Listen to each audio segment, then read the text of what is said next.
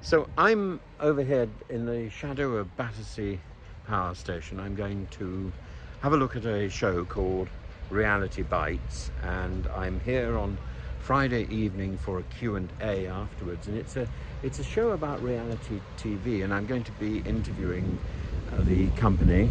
And it's a short show, it's only an hour long, and I would encourage you to come along and see it. And I think reality TV is an important part of our cultural diet. I don't think we've necessarily got it right. And in fact, I've got a lot of concerns about the direction of reality TV and the brutality of reality TV. And I think, you know, if you have the time and you could assemble a really good cast of characters, they would spark off each other. It would be sort of Stanislavski experiment, and you wouldn't even need the writers of a show like EastEnders. You would have that reality ensemble piece. You would just be listening in on the clash of personalities. So why does reality TV take such a dark turn? Because TV production is lazy, and it's found a formula using a game show or using dark twists to drive drama, rather than to do a lot of editing to make sure that the ensemble piece works. And again, I think instead of casting really interesting people, they cast types. I think I was a type when I was cast in The Circle. I hope I went beyond my type, but I would love to write the definitive book about the history of reality TV. I don't think I would be very positive about a lot of it, but I would be positive about its potential.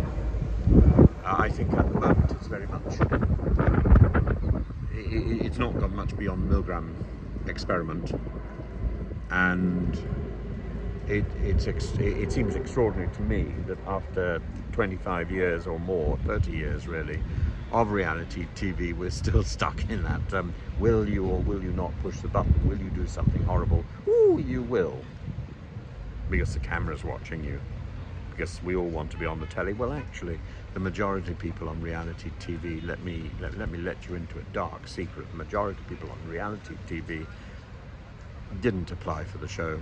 They were headhunted. And this may well be their first job, may well be their last job. And the amount of psychiatric support that's needed to restore the balance after you've surrendered your agency on reality TV is staggering. I think it took me 3 years, maybe 5 years to recover. And I had a good edit. And there are people who had a really bad edit who discovered things about themselves which I think probably they would prefer never to have known. And the nation knows about them as well.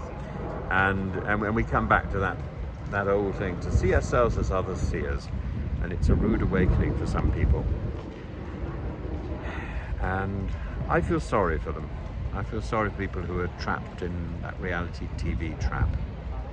But it's not the trolling, it's not the social media, it's not the bad edit, which I think is the real problem. It's the power, it's the control of production. And once you surrender that control of your life, once you surrender your agency, once you give somebody that power, it's very difficult to get it back. And it's also very difficult for them to stop exerting that power. So I am sympathetic to the problems that production companies face.